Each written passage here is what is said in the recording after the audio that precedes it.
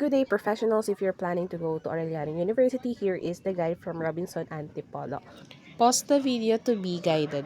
Pagpasok sa Arellano University, you need to fill out the visitor list, then put the name, signature, then from the guardhouse, na kanan ka, and makikita mo na agad yung building. Dun sa may second floor, ito yan. Yan, dyan yung building. So we travel from Robinson Antipolo by 5:30 and dumating kami dito sa Arellano University by 6:40 and nakapila na ako dyan. By 6:40, ayan pala yung pila, siguro less than 20.